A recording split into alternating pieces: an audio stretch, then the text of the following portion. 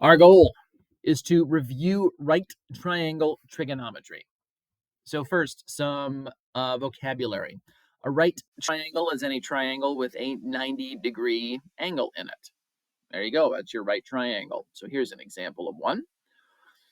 When we talk about the other angles, we'll use traditional variables like x and y. You'll also often see Greek variables like theta or alpha or beta. We often use those for angles. So in this case, I've labeled this top angle as theta. So let's run through our review. And I call it review because you have seen this before in your IM2. Feel free, though, if you want additional brush up, to use the Khan Academy links. They're pretty good here. Okay, we have here this angle theta. And when you choose an angle to study, you have set up a frame of reference.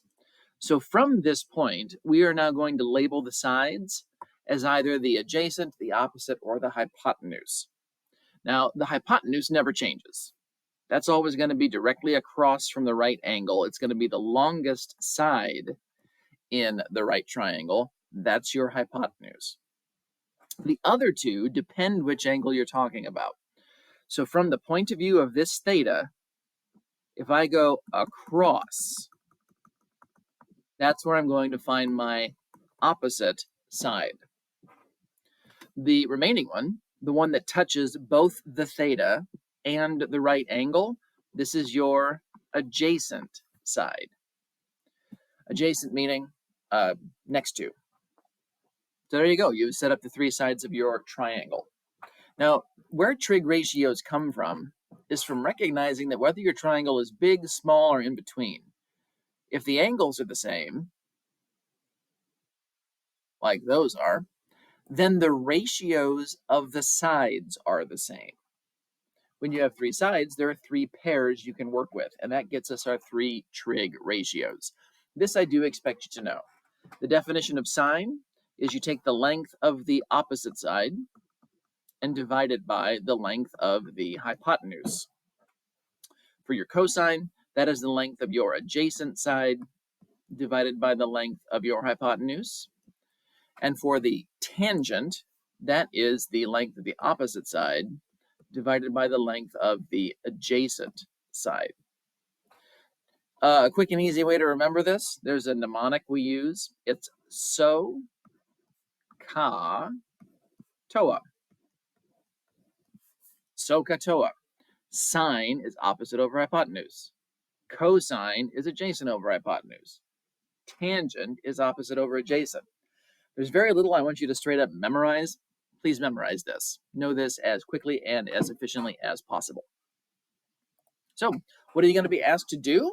Stuff like this. Here is a triangle. Notice that we're using capital letters to denote the angles. So angle B is 90 degrees, angle A and C, we don't know how many degrees they are, it doesn't matter. We're asked to find the cosine of the angle C. Here's what I need you to do. We're talking about this angle right here, so I'm just going to mark it so I know which one I'm talking about. And then I'm going to label my sides. Across from the right angle, that's where you're going to find your hypotenuse all the time. Hypotenuse. Across from the angle C is where you'll find the opposite side. And then touching angle C and the right angle, that is your adjacent side. Now think through your SOHCAHTOA. Cosine, C-A-H, means that the cosine of this angle C is going to be the length of the adjacent side divided by the length of the hypotenuse. The adjacent side is 36, the hypotenuse is 45. There's your cosine ratio. So it's all about finding which sides are which, putting them in the right spot. I do expect you to reduce your fractions. So if you are on Desmos, then you just kind of type it the way it looks, 36 over 45. Hit the little fraction button in front. It gives you the reduced fraction. So 4 out of 5. Or 4/5. It is also okay to write it as a decimal if that decimal terminates, if it stops. So it's okay to write 0.8.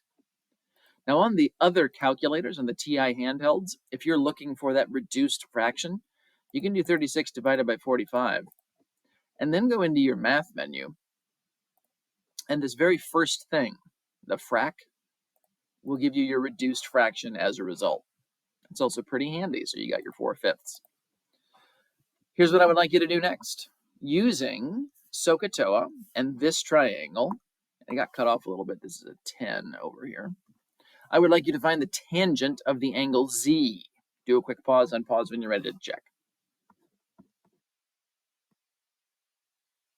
Okay, tangent, TOA, opposite over adjacent. So here's my angle. The opposite side is this one. The adjacent side touches the Z and the right angle. So there's my adjacent. So 10 over 24. Reduce the fraction. Now, well, I didn't mean to hit enter twice. Don't do the decimal here. This decimal doesn't end. It goes on and on forever. So I guess you could say 0.416 and then put the repeating bar on top of the 6. I'm just going to use the reduced fraction, which is 5 over 12.